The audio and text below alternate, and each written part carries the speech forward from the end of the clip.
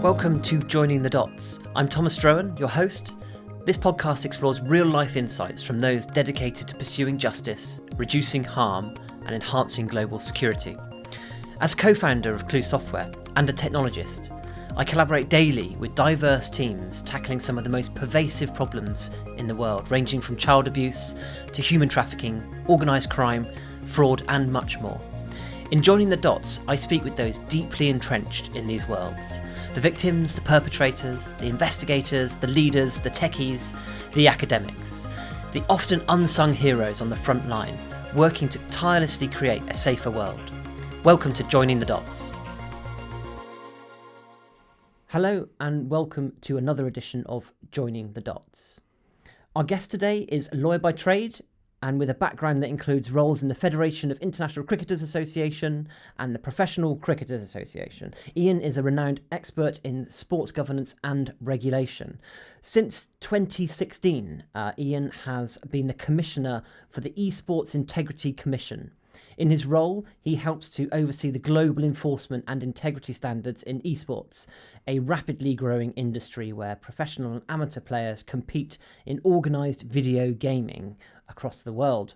Now, the reason I'm particularly interested in this conversation is that I've been witness to the meteoric rise of online gaming. It really is the wild, wild west, in my opinion.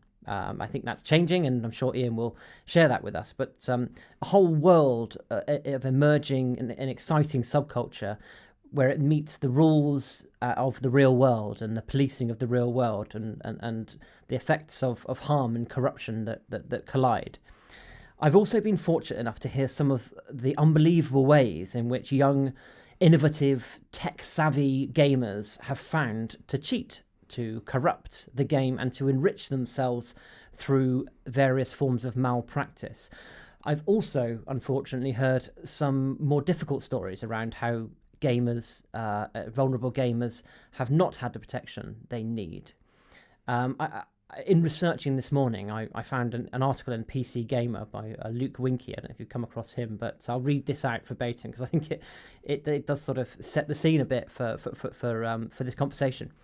Esports is an industry built by a legion of compulsive, uber-competitive gamers who've achieved inconceivable fortune and fame through their power of playing video games. It is bankrolled by a rogues gallery of mega-rich sports owners who are happy to milk the ventures for all of its lucrative upside without any long-term investment in the culture or the hobby. The fans they cultivate are ravenous, sectarian and obsessive. What could possibly go wrong? So I think it kind of sets the scene a bit. I'm sure there's contrarian views to that, but you know that's one perspective. And I'd say that Ian is in the thick of this, and very much looking forward to this conversation. So Ian, welcome. Thanks very much, Tom. It's good to see you, and lovely to be here. Good, and thank you for coming to Bristol. Yeah, my really pleasure. Appreciate that. Okay, so just to orientate you and our listeners, we have a consistent format for our interviews. Firstly, we kick off with the same question, which explores why you chose the path you chose. Secondly, we go into the main part of the conversation. Clearly, esports is going to have feature pretty heavily. And then lastly, we end by transporting ourselves into 2030 to give us some crystal ball predictions. Okay with that? Very much. Yep, that sounds good. Okay, well, let's kick off then. So the pivotal moment that ultimately led you to your chosen path, and also, if you can, you know, a moment where you came to understand technology would play a part in that journey as well. Really interesting. Well, I grew up in South Africa in the middle of apartheid, which was an interesting experience in itself and probably shaped a great deal of the rest of my life, having left South Africa in 1989 finally, before apartheid was dismantled. And I think that my feelings and values around issues, particularly of injustice, were very much formed through that period, for rather obvious reasons, I think, for anyone who was old enough to remember those days. But I was always a sports fan, and I think that there have been incidents in sport that have shaped all sorts of different paradigms, but the one that was relevant to my experience particularly was working in cricket from the mid-90s onwards as a lawyer and as an advisor to players and player associations was the match-fixing scandal that broke in 1999 involving the then South African cricket captain Hansie Cronje, and a number of players and people that I knew very well, had in fact played with, been to school with, and the trouble that caused in an environment that I knew nothing about. I was not a gambler. I had some experience in the world of anti-corruption, but that centered around doping and some doping scandals that occurred in the 90s before the formation of WADA. But I was the only lawyer in that scene on the players' side in 1999, and it fell to me to deal with the aftermath as a representative of the players from a position of tremendous ignorance. And that forced me to do a lot of research, to talk to a lot of people, to look into how you manage this interface between sports and betting on sports particularly. And that became a central feature of my career more or less from that day onwards, because there was, of course, an international response to that. People may remember the Condon Commission that Sir Paul Condon ran, looking at integrity in cricket, the recommendations that came out of that, the formation of the anti-corruption unit of the International Cricket Council, and how that filtered down to the different country levels. And the England and Wales Cricket Board did take it particularly seriously, thank goodness, were in many ways leaders in that space. And I got dragged along in that and learned a great deal. So I'm kind of unintentionally, I hesitate to use the word expert, but I guess that's kind of how I became involved in this world. And how did that then get you into this situation you find yourselves in terms of esports, briefly? Yeah, it was a very interesting transition, because my life was completely embroiled in what I now refer to as traditional sports, and what 99% of the world just calls sports. Until 2015, the Cricket World Cup, where I was running the Federation of International Cricketers Associations. And for reasons to do with the internal politics of cricket, I decided to leave cricket at that point in 2015. And whilst looking for what to do next in the world of traditional sport, I was approached by a Swedish media company to look at, just for a couple of months, to look at the integrity issues in this thing called esports, which at that stage I genuinely thought was just a bunch of kids playing FIFA against each other. I was unaware of the world. Or Brian Lara cricket. Yeah, I used to play that all the time. Yeah, exactly. Right. So I always thought of it in terms of sports simulator games. And of course, the first thing I said to these guys was, look, I understand integrity issues in sport, but I don't know what esports is, so I need some time to look at this. And thankfully, they were happy to allow me to do that, to basically fund a 3-month journey into the world of esports.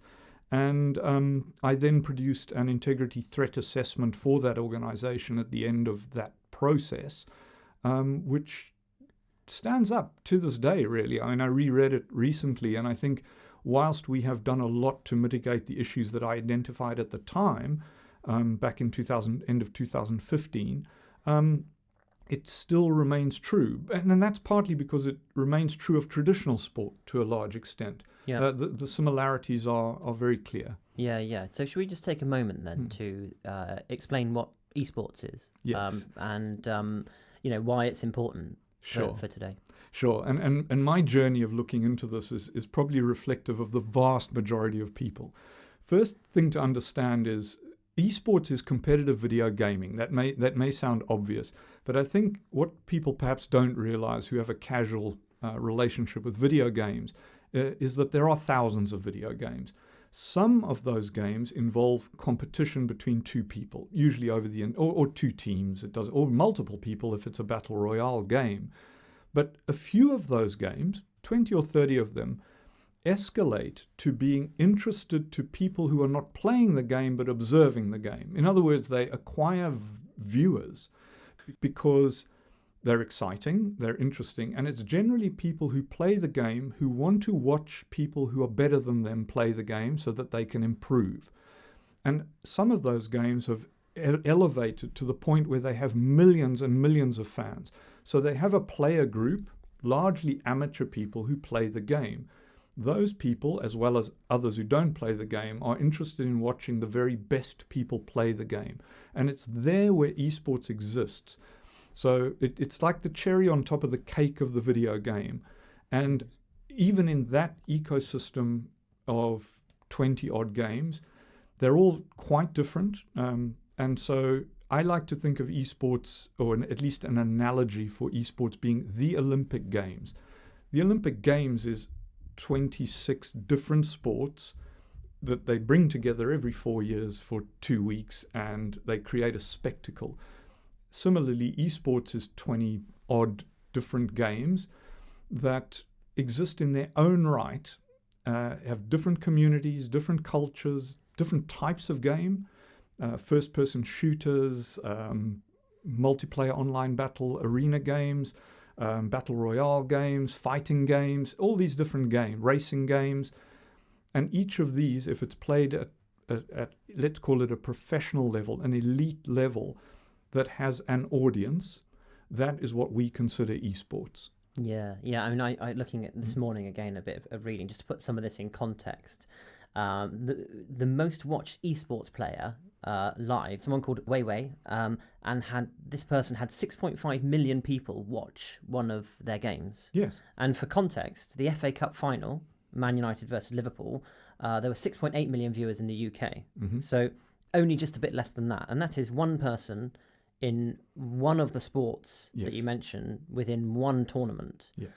You know, that you do the maths on that, Yeah. It starts to sort of make you realise, oh, hold on a minute, this is a massive subculture that is happening here. Yes. Often not in the view of the average Joe. 100%, and that was my initial experience when I first started looking at it, moving from the ignorance about what esports was to understanding what it was a little bit of the magic eye moment for me, because firstly I was wrong about what games by a mile. Those sports simulators that I mentioned, like FIFA or Brian Lara cricket, in the meta world of esports, those don't move the needle. I mean, they're big games, they have millions of players, but the games that are big in esports are, for non-gamers, games they've undoubtedly never even heard of. Counter-Strike Global Offensive, or what is now CS2, League of Legends, Dota 2, Rocket League, this range of games that, unless you're a gamer, wouldn't mean anything to you. Yeah. And then the scale, that's what hit me. Most of us who are old enough will remember Magic Eye pictures. You just looked at this blurry picture, and then you had to blur your own eyes to see what the picture was. And it was a mission. We used to stare at these pictures. But suddenly it would become clear, and you'd see dolphins leaping out the ocean or whatever. And I had that moment in esports when I suddenly realized not just what was the nature of the game, the community, the culture, but then the scale. You are talking an activity that absorbs the interest of hundreds of millions of young people, and the generation above them and around them are utterly unaware of this. They are completely unaware that it exists, and yet it absorbs the time, money, and attention of hundreds of millions of young people every day for a lot of hours. So it's like an invisible mega activity going on, and I think we need to get to grips with that as a society, partly because just even as a parent, you've got to realize that you think your kid is playing a video game. It's so much more than that. He is absorbed in a culture, in a community that communicates with each other in its own language, and in a way that you perhaps don't understand, don't know anything about, and have no idea on the impact of it on your child. So, building on that, then, what's some perhaps with some real life examples? What are the integrity, corruption, harm? What are the risks in esports in real terms? Sure. So obviously, for the most part, we're talking about digital activity that isn't necessarily physical, beyond your fast twitch reaction times, your concentration, and all these things, which is probably more akin to something like darts or snooker or chess, that kind of game. But there is an intensity to it over time that puts it, in my view, in the sports category, because I think the first thing to understand is that the top level players, your high level professionals here, in these games are as good at what they do as Ronaldo or Messi is good at football. If you can't accept that, if your vision of an esports player is, some fat, pale kid in his mom's basement who's quite good at video games, you're utterly missing the point. The professionals are part of organizations and teams and structures that have psychologists, nutritionists, coaches, managers.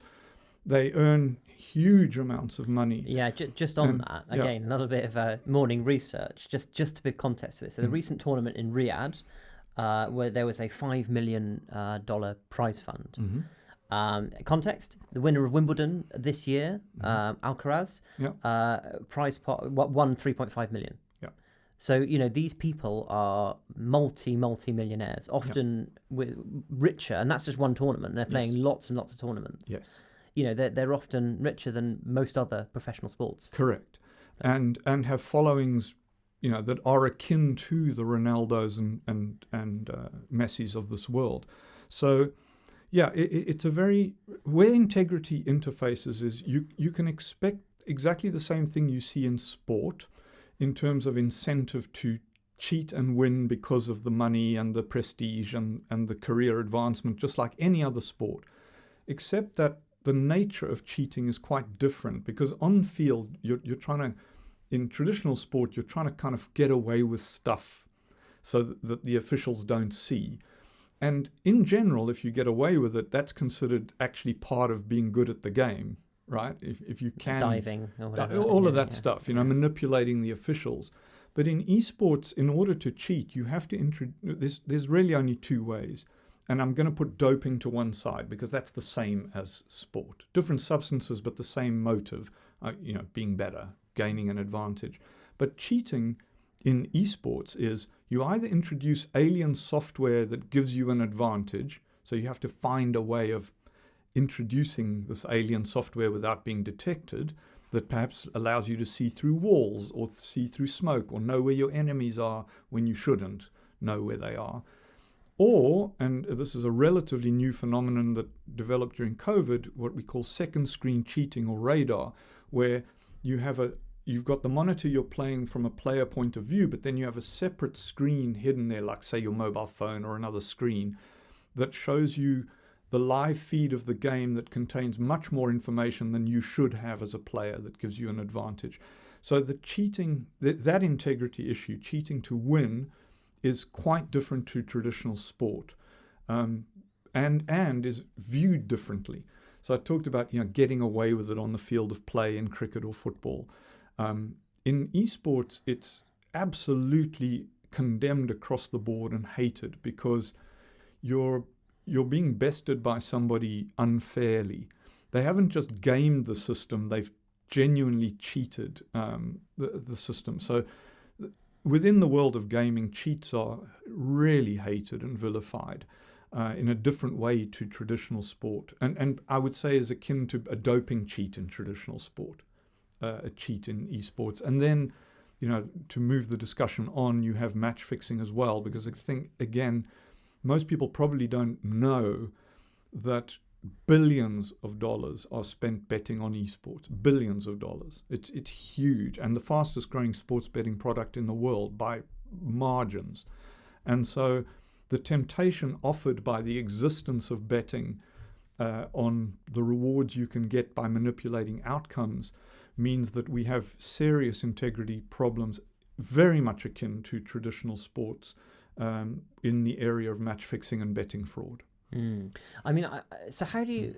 Can you give me some examples of how do you fight some of these things? As the sort of organisation that is enforcing these rules, how do you find it? What do you do when you do find it? Etc., etc. Well, I'll start with the easiest one, which is doping, because it's so similar to other sports. You have a doping policy, which in our case of the Esports Integrity Commission is a esports specific doping policy, because the wider approach is not appropriate to esports, because we don't care if someone's getting big biceps with steroids. That's their choice, and it doesn't give them an advantage. But there are of course substances that do.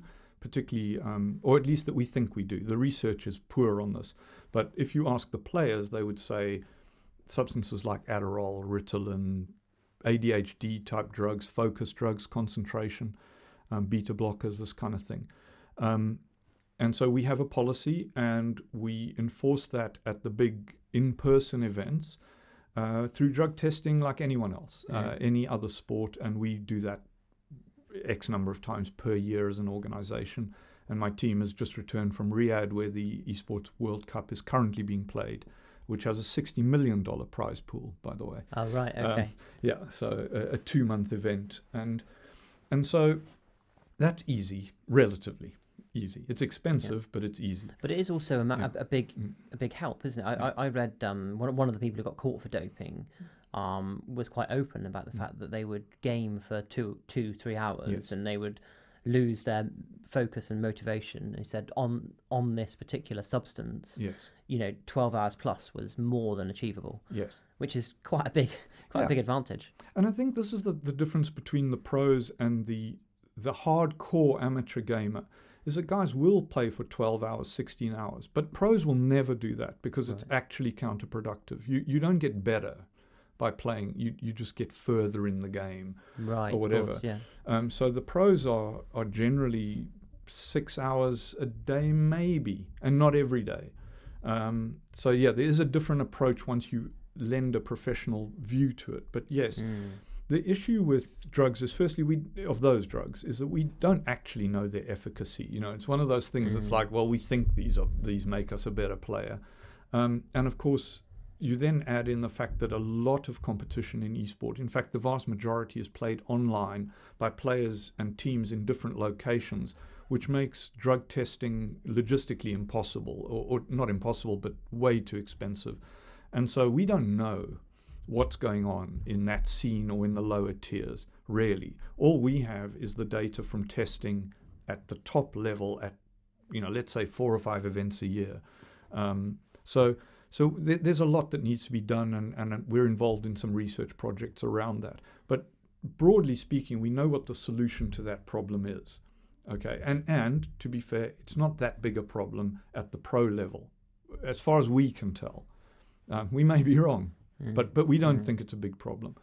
Then cheating to win is the 2 areas I talked about, and the one is alien software. So of course we run anti-cheat clients across all competitions, and like doping, there's a constant arms race to outsmart the anti-cheat technology, and then the anti-cheat outsmarts the new cheats that emerge, and I expect that to be an ongoing escalation, except that sooner or later the cheats are going to get painted into a corner. Like, there's no new way of adding a cheat into the scenario. The biggest threat by a million miles is second screen cheating, because that is very hard to detect through observing gameplay. It's like, well, how do we know this guy's cheating versus just being phenomenally lucky or phenomenally good in his decision making? And that is a challenge we're addressing now with a consultation amongst the community to try and say, well, how can we detect this? How do we protect the community? Because there's no clear answer to that. We're looking at camera solutions.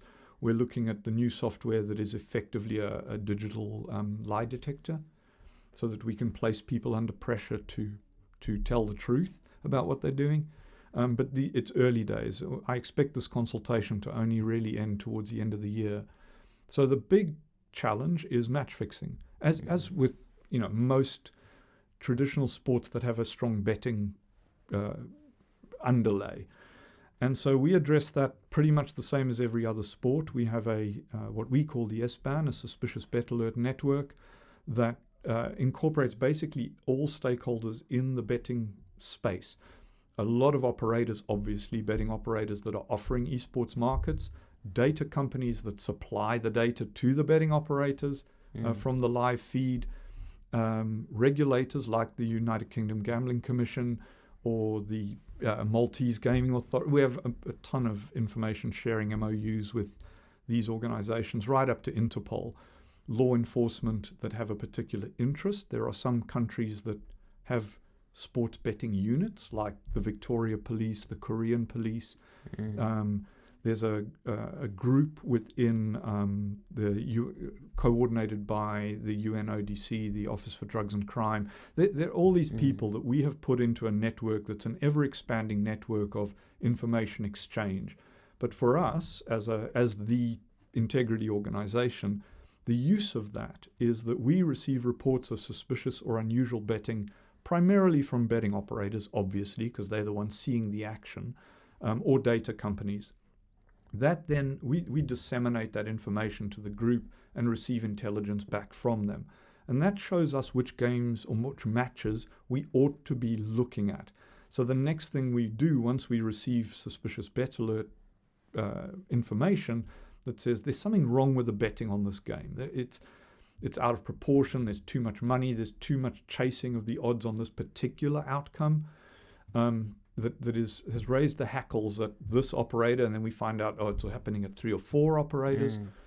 We then look at the match action and get that expert analysis of the match action to say, does the way that this under suspicion team played match the bad betting? And we try and create a correlation there, and often you can. And then the next step would be to get the information about who placed those bets from the betting operator, and try and connect those people to the players or the team in one way or another. And that sometimes is easy and sometimes it's impossible. But that's the general mechanism, and it's the same for every sport, very much the same. That's the general trajectory. There are other ways of finding out. There's whistleblowers, there's allegations made by disgruntled punters. Of course, we get all of that. But reliably, you've got to get the information from the betting company, because they're the ones who know when something's wrong. Every betting operator knows how betting should behave because they've got mountains of data. And when it doesn't behave that way, they bring it to our attention, and we try and see if there's a corrupt reason for that. I mean, often, of course, there's a perfectly rational explanation.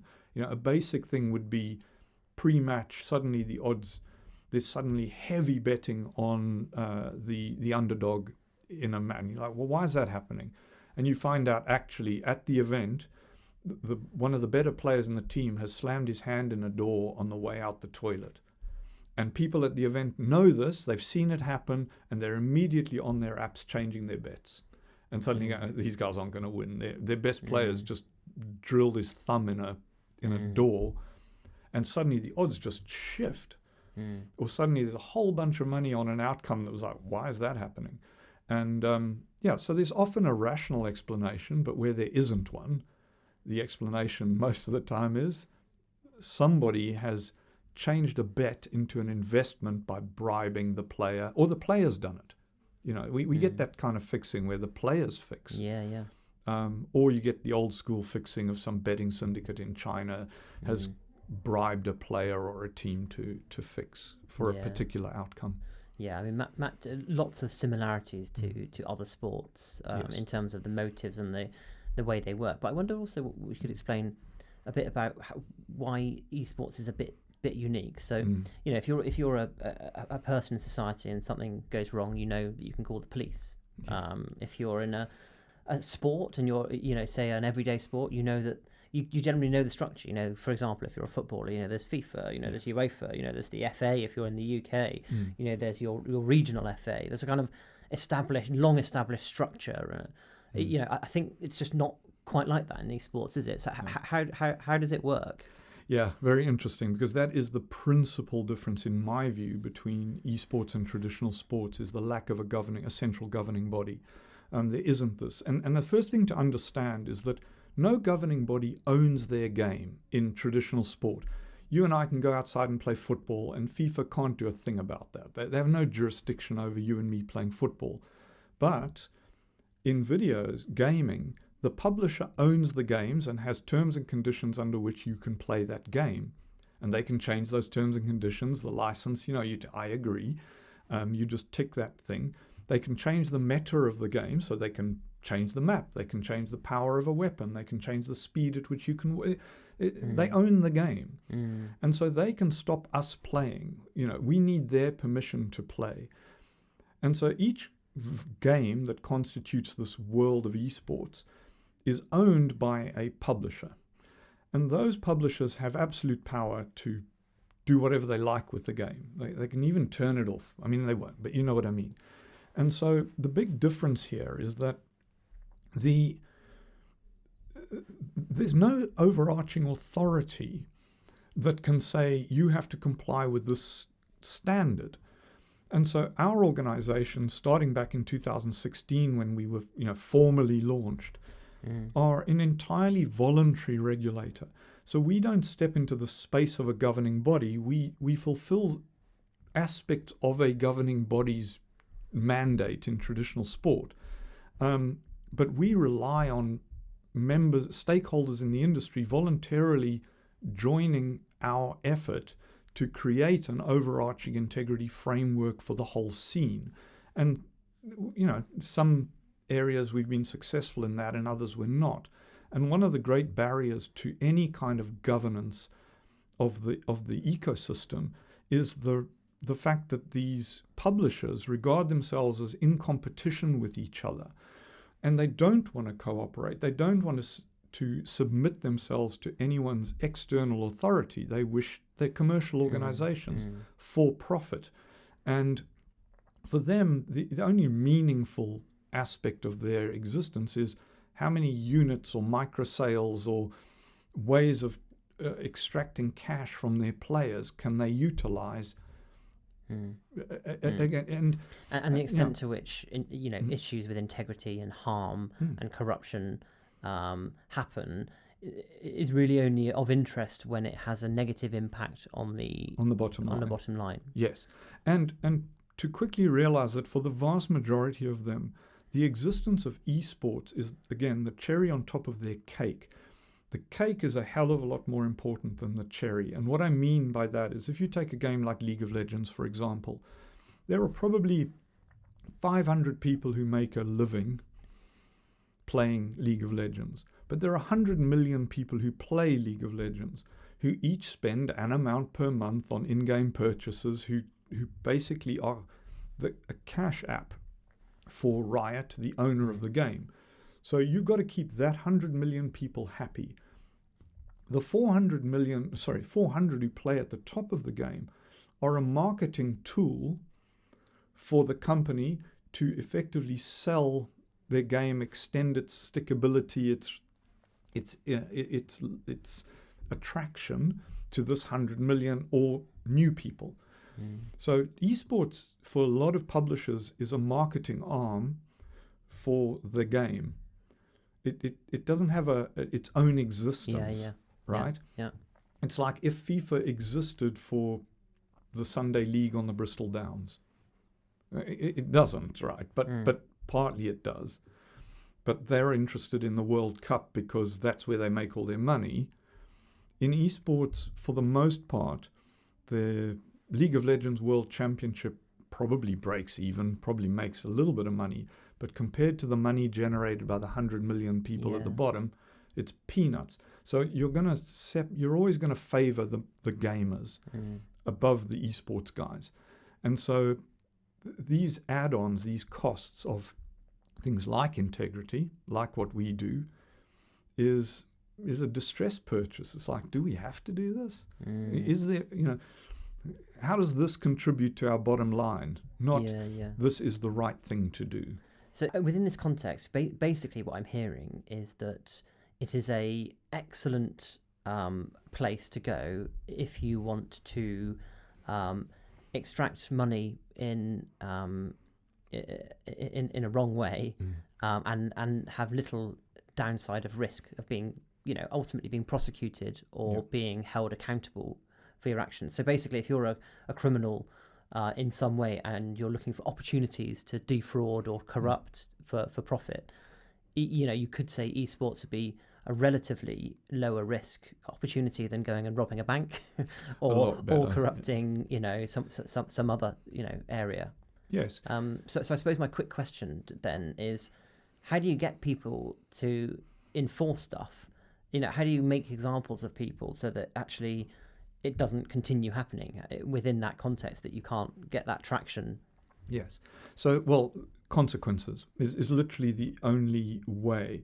So, of course, we've had to persuade tournament organizers, and we were very lucky to be recognized by ESL back in 2015 as a good way to address a genuine problem as a tournament organizer that they saw, this kind of corrupt underbelly, the impact of bad betting and betting fraud on their activity and how that affected the reputation of the industry and so on.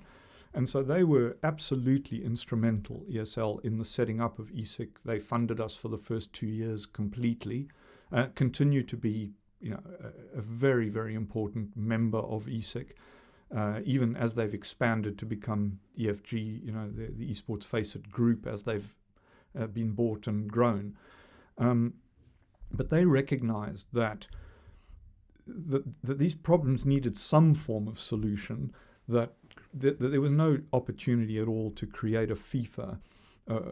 There's no appetite for that in the esports world yet. I'm not saying it won't happen, but that's a long road. And so what we proposed following my threat assessment was that we set up this voluntary organization that tournament organizers, publishers, team, people in the ecosystem could buy into the idea that we needed to set certain standards in the area of integrity to deal with doping, cheating, and match fixing. And since that was agreed by a small group, but particularly ESL being the power player in that area, we've just been expanding that membership, bringing more people into that framework. But there are still a lot of people outside that framework, obviously, and esports remains attractive. And the only downside is, in that regard, is simply return on investment. If you're a match fixer, there's a lot more liquidity available in football markets, cricket markets, tennis markets, horse racing, than there is in esports. But that's changing rapidly because esports is growing so quickly as a betting product, admittedly from a small starting point back, say 2016 was a real inflection point for reasons we can go into. But for a number of, say, 16, 17, 18, 19, you were looking at minimum 50% revenue growth every year. I've been growth. in the sidelines watching it with some interest. And then COVID, it was 100% a year because certainly in 2020, esports was the only show in town for like 9 months. There was nothing else to bet on, unless you were a fan of Kazakhstan ping pong or basketball in Uzbekistan or whatever. It really was. And so we saw exponential growth. Now that's leveled out now. 2023, 24, it's it's there, but it's marginal, normal, what I would call normal growth within a betting product. But it grew very, very quickly. So the incentives changed from being easy to corrupt but not worth it to being a little less easy to corrupt given the efforts of ESIC and others within the ecosystem, but now worth it. And so we saw very strong trend away from what I always call Mickey Mouse fixing. And what I mean by that is a player or a team looking at a situation going, hey, if we win this match, which we should, we'll get like $300 each. But if we bet against ourselves and lose, we'll get like $2,000 each. So let's do that. Opportunistic fixing versus what we're seeing now, which is much more akin to traditional sport fixing, which is bettors and betting syndicates corrupting teams to much bigger end. Yeah, I mean, this is organised crime. Organised crime, This is where we get to. And this is kind of where I was getting to with my question, which is, okay, you have a coalition of the willing doing some really good stuff in terms of identifying cheating and identifying corruption and sanctioning and all that. How do you get, statutory bodies, international statutory bodies, to actually pick something up, if given that it is organised crime that's underpinning it? Yes. How do you get that traction? Because that's part of the answer, isn't it? Yes, and so you have to show value that aligns with their interests. And so the first thing, of course, is that you've got to start actually sanctioning these players, which we have done. We've banned players for various lengths of time. over this issue once we've proved that they were fixing or cheating. But then, relatively early on, I think this probably goes back to 2018, we started engaging with Interpol, with those police authorities that have a mandate in this area. And I think particularly of Victoria Police in Australia set up a sports betting unit some time ago because of the importance of sport to the Victorian economy. It was very innovative and an excellent group, and we've worked with them for a number of years. But the reality is that most police forces don't have either the expertise or particular desire to, against their other priorities, to do something about this. And the UN ODC has done great work in coordinating this, but it's a slow old process. Interpol has a good group that help us by guiding us towards the right point of contact in any law enforcement. But broadly speaking, outside of certain countries with an interest, it's very, very hard to get any real degree of satisfaction under the criminal law. You're relying on regulatory bodies. So, of course, we are pursuing relationships with government, with governing bodies, with regulators, with police forces. But that's a slow process, and it's not where we get our best results. I would say in maybe 10 years' time that will be better. But right now, it's the esports industry that needs to address it as an industry. Relying on some outside intervention is a fool's game. Yeah. Okay, that's interesting. So I wonder if we could change tack slightly on esports and perhaps make a wider reflection of esports and society. And this is, again, one of the reasons I really wanted to bring you in to have this conversation. But I see esports with this highly engaged, well-networked, tech-savvy members, whether they be players, expert players, fans. And, you're seeing this innovation happening. And lots of it's good for the progression of society and all that sort of stuff. But as with everything, as we bring up time and time again in this podcast, there's always an element that seeks to, to defraud, to profiteer illegally, to harm, etc., etc. Yes. And what I wonder, I see esports as just kind of at the bleeding edge of a whole societal trend around digitalization, yes. Right? And so what we are seeing, very, very much so, and increasingly so, is AI converging with virtual reality, converging with increasingly sophisticated gaming, and what lessons from esports can we start to think about as a society to feed into how we potentially police this massive thing that's coming towards us at some pace. Yes.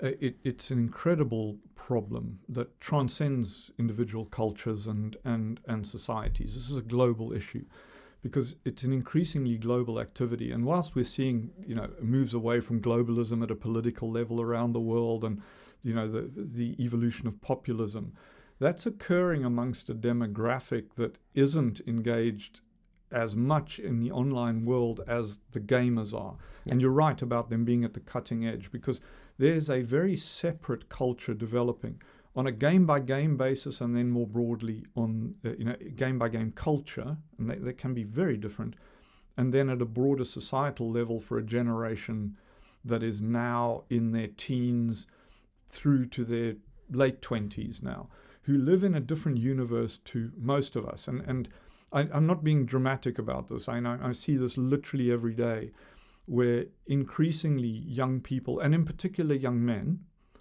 live in a world that is invisible to the vast majority of us who are older and engaged in what we think is reality. For this very large group of people, the reality is digital, is online. That's where their friends are, that's where their communications are, that's where their interests and attention are. And what's going on in the real world is of marginal interest. It's like almost an inversion where for, let's say an older or disengaged demographic, video games or games broadly, mobile phone games, or digital life is 10, 20, even 25% of their existence, and then they exist in the real world. They have their job, their interactions, their relationships, their hobbies. There's a very large and growing group of people for whom it's exactly the opposite, where the digital life is what's real, meaningful, and holds their attention, and real life, like eating, earning money, keeping healthy, and all of that stuff is the 10, 15, 20, 30% reality. And that is there is no way that is going to change or start trending back towards what we think and what we describe so often as normal. And I'm making quote marks because what I think is normal, I'm 60 years old, right? I've lived from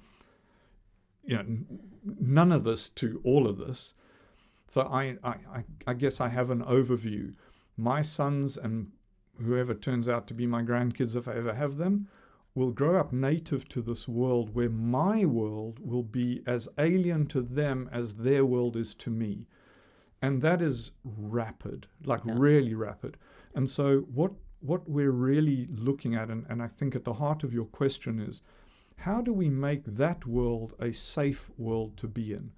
How do we stop the sort of integrity threats that I've been describing here from being the dominant culture and paradigm of that digital world, right up to not necessarily just video games, but people living in virtual reality or spending the bulk of their time in virtual reality. Who gets to decide what the virtual reality world looks like? Currently, that's largely in the hands of companies like Meta and a few others who are creating virtual worlds that you can voluntarily step into and have a rough framework of how they're meant to operate and issues around identity, behavior. They're trying to manage it, but anyone who thinks that they are managing it or that they're on the right trajectory towards creating a safe world is deluding themselves.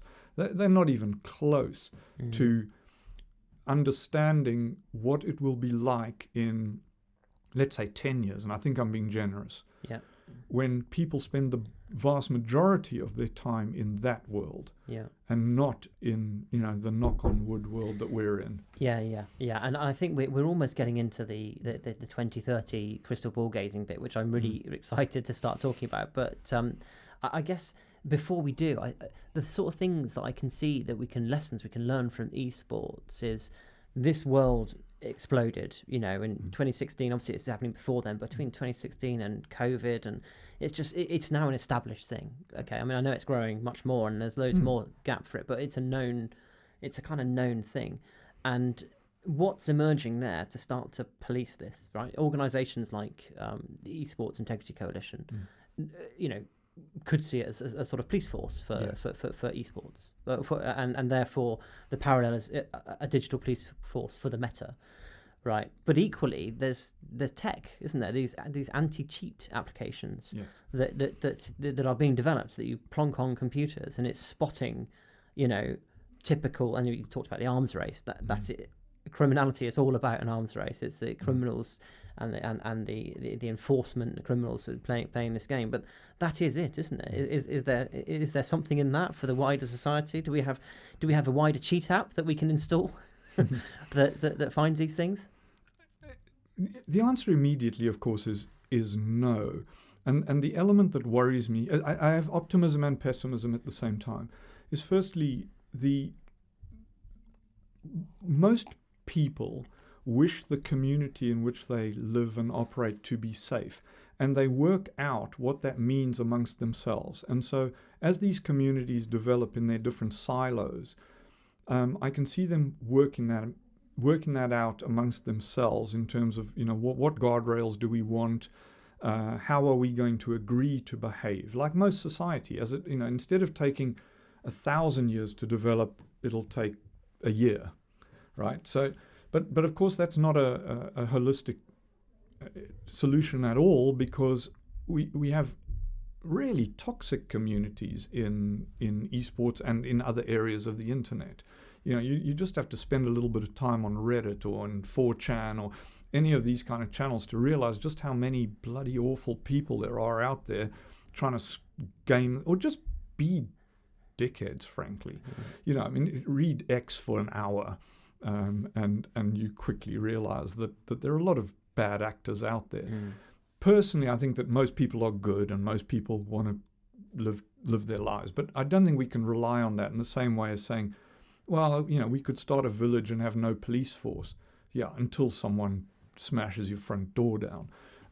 So yes, but this is where my pessimism comes in, is that I don't currently see any kind of joined up effort to do that, because most people are still engaged in the pursuit of the tech for its own sake. There's this kind of geek mentality, and I'm definitely part of it. It's like, oh, what's the next best thing we could do? How do we improve the resolution on this? There's so many challenges about making the experience better, and just for the sake of it being better, that the people, in a sense, also like me, who are running around behind that, trying to go, oh, hell, how do we reduce the danger of this, are a tiny proportion of the people pushing ahead. And that's concerning, because I don't think there's a coherent world of virtual reality, or a digital world is not yet coherent, and I don't yet see it being fully coherent. Even at a global level, the idea that you can have Interpol that takes all these police forces and turns them into kind of an effective global thing. It isn't even close to effective. Yeah. Perhaps this esports world is a good place to develop these ideas, because what are the challenges now in global security? It's jurisdictions, it's cross-border, it's the criminals operate on a cross-border basis. Yet there's these esports. It grew up in this connected digital world. It's got hundreds of millions of people in there. Starting to think about how to police environments like that will give us some really good clues in terms of how we police an increasingly digitized world.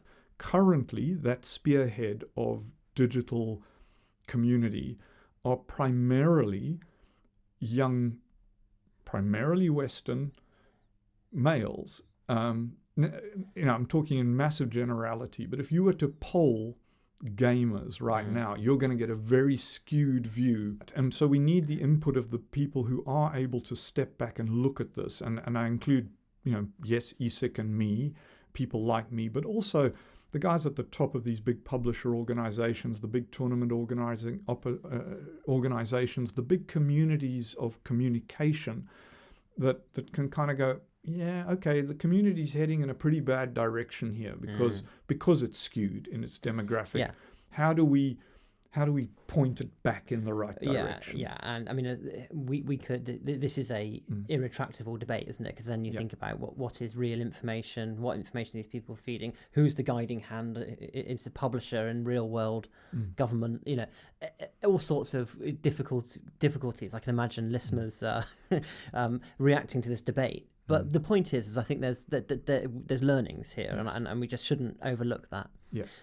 I think now, if you're okay with that, I think we should head into the last part of the podcast, which is where we transport ourselves into 2030 and we try and make some coherence of predictions within a world that is entirely unpredictable. So that we won't be holding anyone to anyone. Although in 10 years' time, we'll get back together and see what see what we say. So shall I set the scene for this? Because we had, full disclosure to all the listeners, we had breakfast this morning before coming here. And I described myself within the context of esports. So within esports, the current gamers and professional gamers and impact gamers, I would call early adopters. The early adopters of the digital revolution and this sort of virtual reality and world. I sit one or two cohorts behind that. But I'm not a late adopter. So, for example, when I was younger, I used to really enjoy the game Civilization. That's Sid Meier. Great 1, game. 2, 3. Yeah. Between the ages of sort of 12 and 20, I played it a lot. But then I basically stopped gaming. So it's been 20, almost 25 years since I've really last gamed. But I always think, and this is what I was saying, I'm very tempted to start to look at actually buying some of the online gear, headgear. I'll avoid using particular brands, but to start entering into this. And part of a trigger that would make me do that is a truly all-encompassing virtual reality game Yes. that I could really get into, that would really, I can imagine I could get into that as a mid-adopter. Yeah. So there's this whole, and over the next, so here we are in 2030, what do we think is going to happen here? Who's going to be in this world, and what's it going to constitute? Is it going to be esports? Is it going to be broader? Hand over to you. Yes, so a totally absorbent virtual reality world is almost already available. And I think the problem for many early adopters is the inconvenience of having to live in the real world and feed yourself and go to a job, because the virtual world is increasingly more fun to be in than the real world for a lot of people. So that's the meta here for me, is that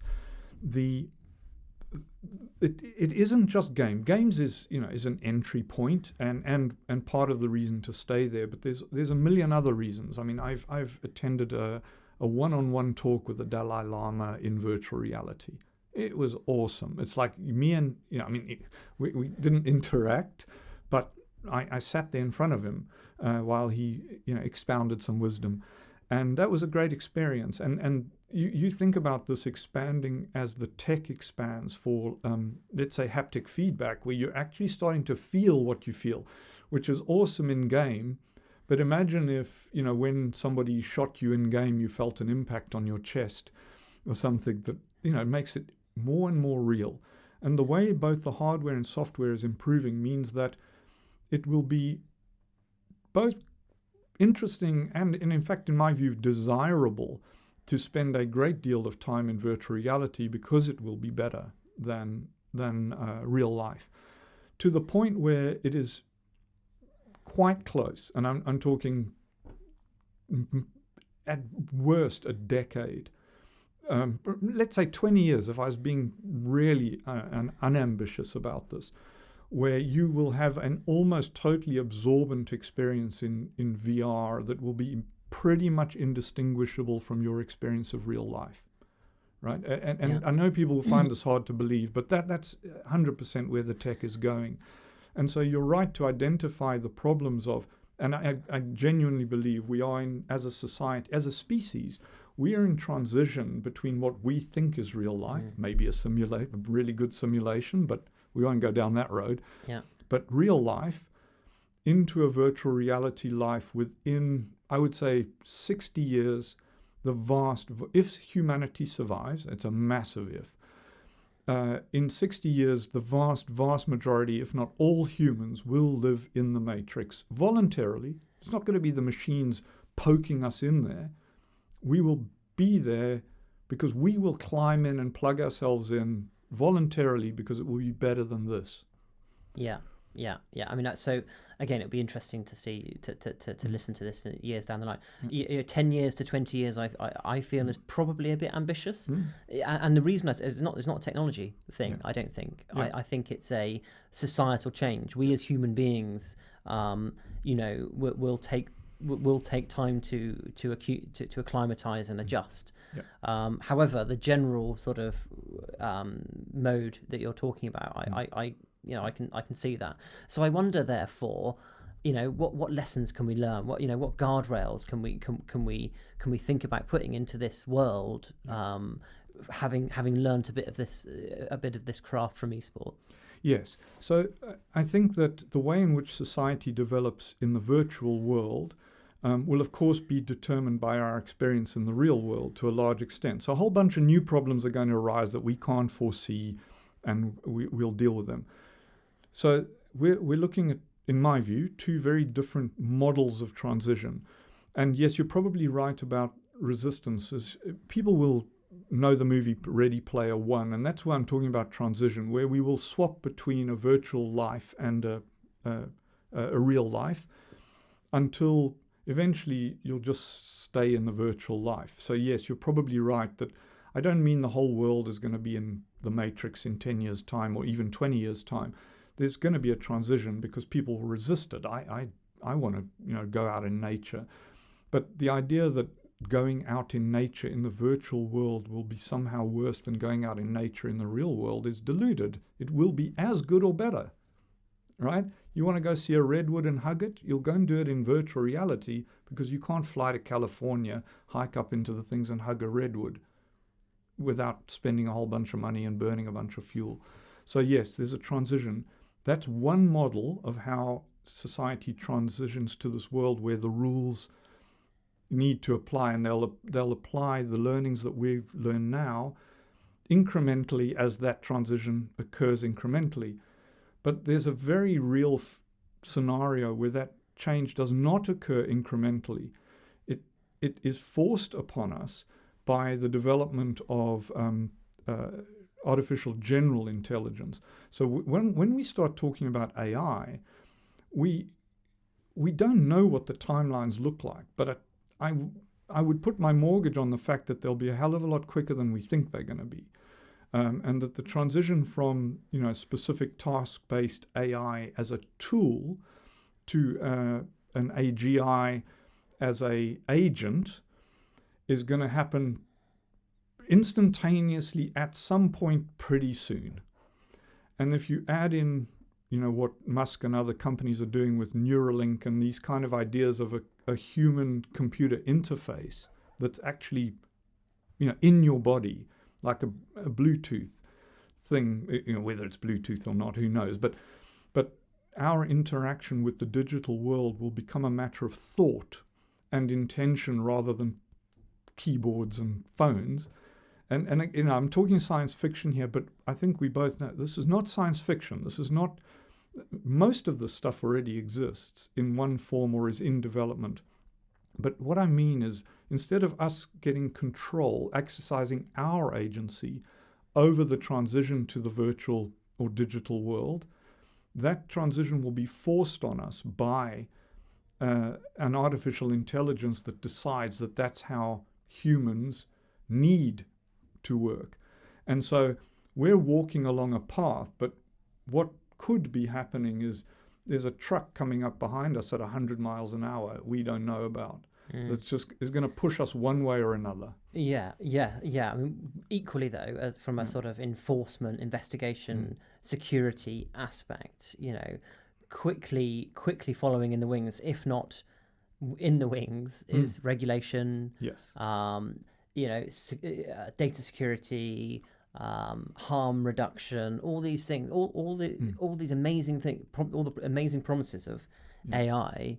Work both ways. Yes. So that the AI can, it will be able to identify the progression of a evolving harm situation. Correct. Of an unfolding fraud.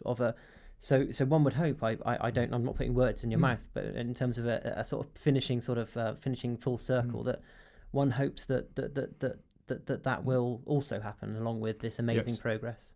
Indeed, and look, in a way, I'm kind of reliant on it because I think society will work it out if we're allowed this incremental progress towards this different way of being.